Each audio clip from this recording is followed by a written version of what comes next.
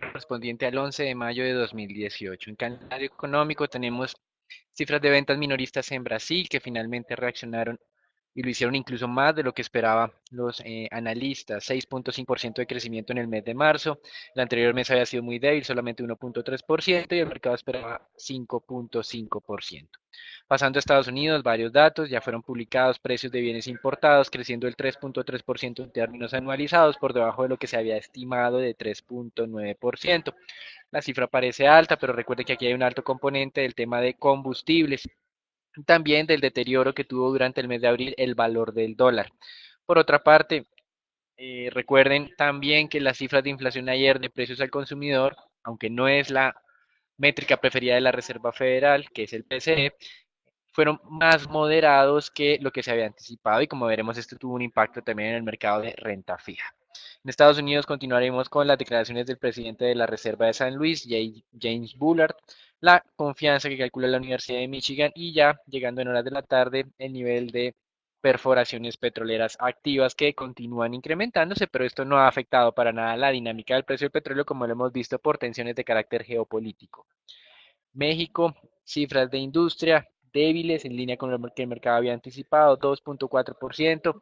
Y en Colombia tenemos hoy cuatro datos muy relevantes, lo que tiene que ver con ventas del comercio, producción industrial, balanza comercial y obviamente la cifra preliminar de lo que son obras civiles correspondientes al primer trimestre del 2018.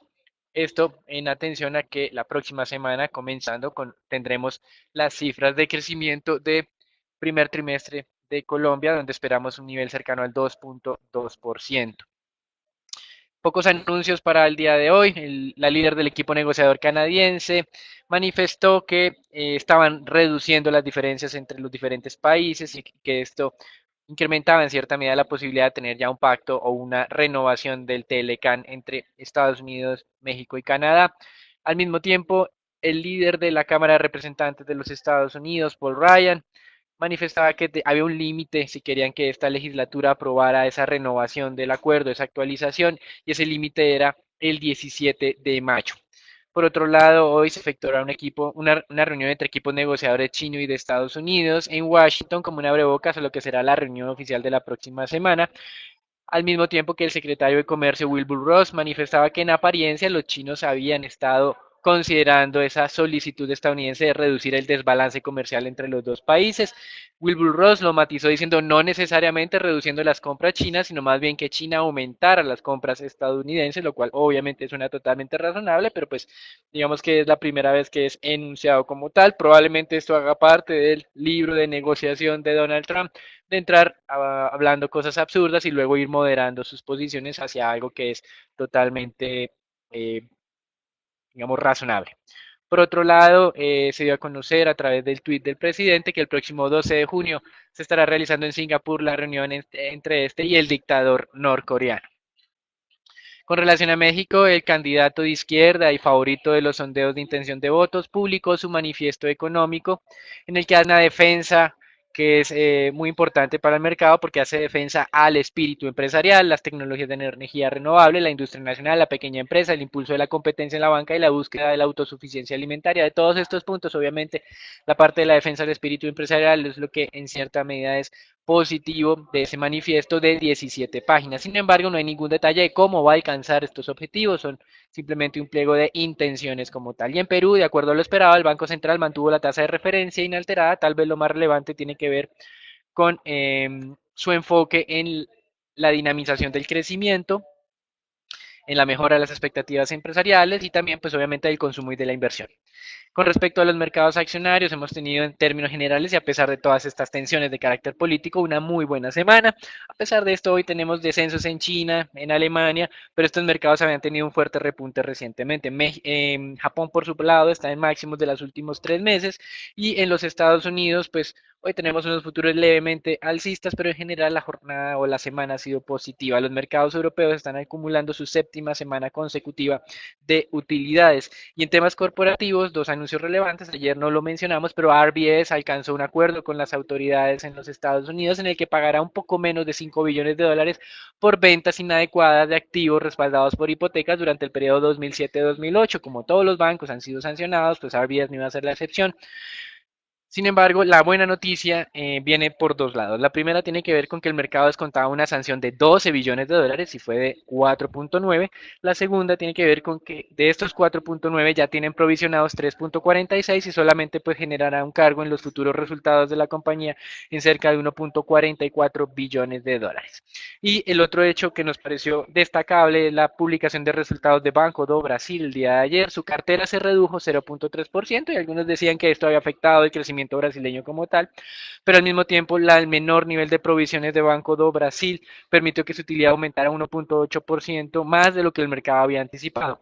Frente al primer trimestre del 2017, esas utilidades aumentaron un poco más del 20%, alcanzando el equivalente a 842 millones de dólares.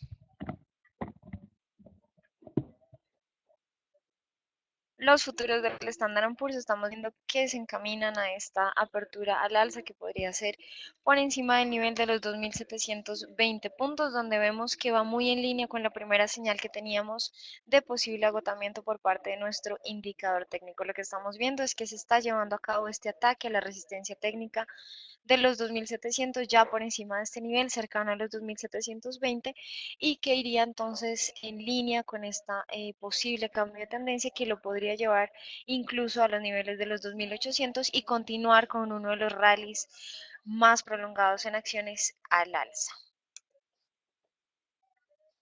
Pasando con el mercado de divisas, vamos a ver un dólar que vuelve a perder contra las monedas fuertes del G10. Todas se contraponen entonces a esta aparente debilidad del dólar, donde estamos viendo una corona sueca con un avance del 0.91% y el franco suizo con un avance del 0.51%. En cuanto a las monedas de mercados emergentes, lo que vemos es un panorama mixto, donde el peso chileno lidera los avances con un avance cercano al 1% y lo que sería en el terreno negativo, la lira turca vuelve a encabezar lo que son las pérdidas con un retroceso del 1.64%. En el mercado de materiales básicos lo que vemos es cierta estabilidad, variaciones bastante leves eh, en casi todos los activos, donde vemos que el petróleo se encuentra estable sobre los niveles máximos de los últimos 4 años, tanto para la referencia WTI que analizaremos posteriormente y también para el Brent que se ubica sobre los $77 el barril. El oro avanza 0.25% antes de la apertura de mercado accionario y veríamos entonces estabilidad también en lo que es la plata, el platino y los demás metales de este mercado. En temas petroleros, el gobierno iraní afirmó que las sanciones estadounidenses no va a afectar en nada su nivel de exportaciones. Al mismo tiempo, el gobierno alemán afirmó que apoyará a las compañías de su país que mantengan relaciones con Irán. Y acá pues obviamente se ve un claro interés de Alemania, pues el año pasado con el levantamiento de sanciones que se produjo por parte de Occidente, sus exportaciones a Irán pasaron de 400 millones de euros a 3.000 millones de euros y obviamente tiene una importante intención e interés en mantener esta relación. Mientras tanto, Estados Unidos busca por todos los medios frenar a Europa para que tenga relaciones comerciales con Irán, haciendo algún tipo de declaraciones en cabeza de algunos militares diciendo que no tenía sentido si los europeos no están de acuerdo con lo que hacen Irán, que mantengan este tipo de negocios.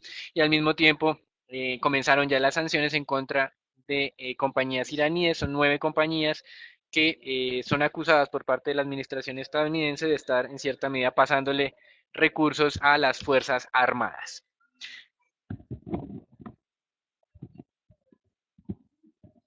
Desde la parte técnica lo que vemos es que continúa esta tendencia positiva que fue alertada desde el pasado 10 de abril.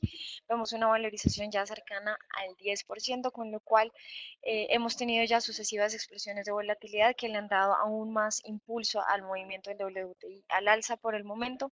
Se ubica sobre ese nivel de los $71, donde les recuerdo que la siguiente resistencia técnica, dada también por el techo del canal lateral, del canal alcista, perdón, que estamos viendo en la gráfica, estaría ubicado sobre sobre los $72. Este es el nivel a tener en cuenta en el corto plazo y lo que sería también el nivel de los $70 como el primer soporte técnico o el nivel apto para empezar a reducir la posición si se llega a dar el retroceso durante las próximas jornadas. El día de hoy, les recuerdo, a cierre de mercado tendremos el dato de plataformas activas que igual no consideramos que vaya a generar algo de volatilidad adicional al precio del petróleo.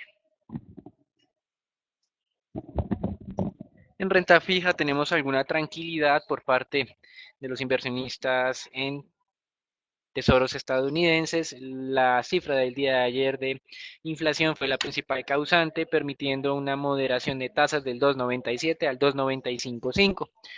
Acá tal vez lo más relevante tiene que ver con lo que se viene más adelante y obviamente estará enmarcado en la reunión del mes de junio de la Reserva Federal. Por ahora, los diferentes pronunciamientos de miembros de la Reserva Federal no parecen indicar un aceleramiento en los incrementos esperados de tasas. Y esta es la parte fundamental. El mercado ha incrementado cerca de 80 puntos básicos en los últimos 12 meses en lo que tiene que ver con las tasas a 10 años en los Estados Unidos y de acuerdo a los analistas se podrían esperar de aquí a un año en adelante 40 puntos básicos más, así que esta es como la parte más interesante. Con relación al tema italiano, en apariencia pueden llegar a conformar un gobierno eh, liderado por un independiente en cierta medida, pero obviamente apoyado por esos partidos euroescépticos y esto en apariencia podría estar reduciendo un poco la percepción de riesgo y los bonos italianos tal vez son los que más se están valorizando en Europa como un todo.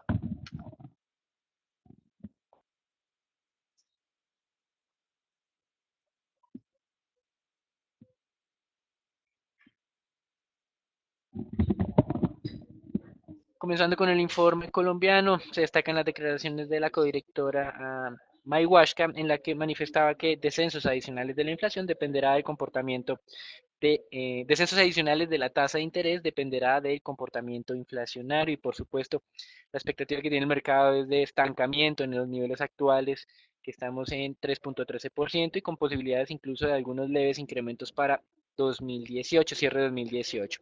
Con base en esto, nosotros estamos más enfocados en la dinámica de la inflación básica. Creemos que descenderá la inflación sin alimentos de un 3,80 actual hacia niveles del 3,40 para cierre de año y desde nuestro punto de vista que no somos tan optimistas en términos de crecimiento como el Banco de la República, cuyo rango está entre el 2,7 y 3% para este año, vemos que puede haber descensos adicionales.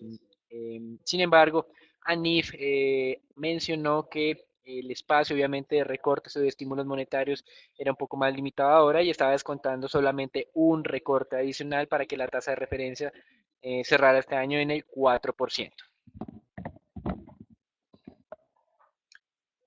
Pasando con el índice Colcap, vamos a ver cómo este se mantuvo relativamente estable el día de ayer. Vemos entonces que la mayoría de las acciones presentaron un comportamiento a la baja, pero vemos que se mantiene por encima de ese nivel de los 1550 puntos. La tendencia positiva se mantiene, pero por el momento lo que podríamos observar es cierta congestión en este nivel clave entre los 1540 y los 1560, donde esperaríamos que el índice se estabilice durante las próximas jornadas y lo que sería la próxima semana. Les recuerdo, continuamos con la temporada de entrega de resultados. Por el momento estos resultados pues no han estado tan positivos, con lo cual no le ha dado digamos que un impulso adicional al alza al índice y esperaríamos entonces que la próxima semana, donde tenemos también varios resultados, casi todos concentrados el día martes, generaría un poco de volatilidad y de presiones al alza para el índice accionario. El día de hoy tendremos a cierre de mercado los resultados referentes a Cementos Argos y como les mencionaba, la próxima semana también tenemos una de las semanas con mayores resultados corporativos, la mayoría de ellos el martes, donde sobresalen los resultados de Éxito, Grupo Argos, Sura y también tendremos los resultados de ETV. Pasando con las noticias corporativas, solamente tenemos una relacionada con Cementos Argos. El día de ayer, la Superintendencia Financiera autorizó la inscripción automática en el Registro Nacional de Valores y Emisores con relación a lo que sería el nuevo programa de emisión y colocación de bonos ordinarios lanzados por la compañía. Estos tendrán un cupo global de hasta 1 billón de pesos y mediante este programa Cementos Argos lo que busca es estructurar varias emisiones durante los próximos 3 años y reemplazaría entonces el programa que tenían vigente hasta noviembre del año pasado. Pasando con los resultados referentes a Bianca para el primer trimestre, la primera lectura que le daríamos a estos resultados es neutral. Tal y como se observó el trimestre anterior, el paro de pilotos ocurrido entre septiembre y noviembre del 2017 afectó los resultados financieros, por lo cual estos resultados también vuelven a estar reflejando pues este efecto y se presentan sobre una base ajustada. Los resultados muestran mejoras en el total de pasajeros transportados sumado a un mayor factor de ocupación que fueron contrarrestados parcialmente por un aumento constante en los precios de combustibles y mayores gastos operacionales de carácter administrativo que también mencionaré posteriormente con mayor profundidad. Los ingresos operacionales aumentaron entonces un 9,4%. Esto aumentó principalmente por el ingreso de pasajeros que contribuyó y tuvo una variación del 12,7%, a pesar de esa caída en los ingresos por carga de 4,2%. Como les mencionaba, el rubro de combustibles presentó una variación del 23,2%, los costos aumentaron dado el aumento en los precios que fue de más del 26% frente al primer trimestre del 2017, que generó entonces que los costos aumentaran cerca de un 27-28% para este trimestre, afectando principalmente lo que sería la utilidad operacional, que pues no refleja entonces ese avance o la buena dinámica que venía, que observamos en los ingresos por este aumento más que proporcional de los costos durante el periodo. El EBITDA vamos a ver que aumenta un 5%, reflejando parcialmente lo que sería esta buena dinámica en términos operacionales y la utilidad neta.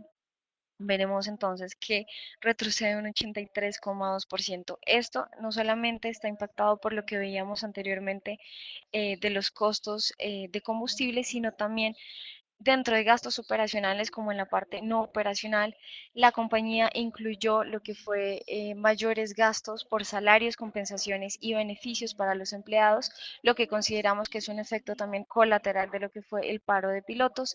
Esta cifra ellos la asumen y es cercana a los 25 millones de dólares. Es la cifra que también veníamos viendo en lo que fue el último trimestre del 2017 y al excluir lo que sería esta cifra, la utilidad neta ajustada que vemos aquí pasaría entonces de 22.000 a 28.000 con un avance del 30,2%.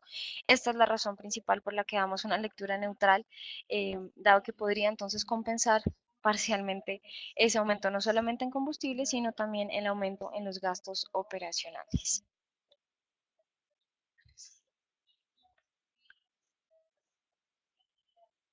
Pasando con el peso colombiano, vamos a ver que el día de ayer se tuvo una jornada a la baja, vimos una apertura sobre ese nivel de los 2.830, cercano a los 2.820 pesos y se mantuvo estable durante todo el día de ayer. El día de hoy lo que vemos también es una apertura a la baja por la aparente debilidad del dólar que continúa frente a las monedas globales y a las monedas emergentes también.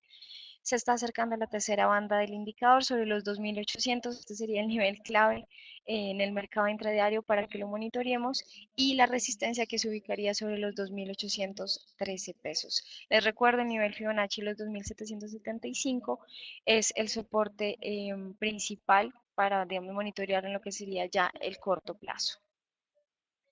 Y respecto a los test del 2024, vemos que estos cerraron sobre el 5,97. Aunque tenemos la señal de posible cambio de tendencia en términos de tasas, se mantienen sobre esa primera banda, con lo cual ese nivel del 5,97 sería clave durante el día de hoy. El 5,95 y el 5,93 serían los posteriores soportes a monitorear, pero les recuerdo que podría entonces darse también lo que sería el rebote al alza si continúa y va muy en línea con esta primera señal de cambio de tendencia. Aquí damos por finalizado el comité del día de hoy. Les recordamos conectarse todos los días por redes sociales. Feliz fin de semana para todos.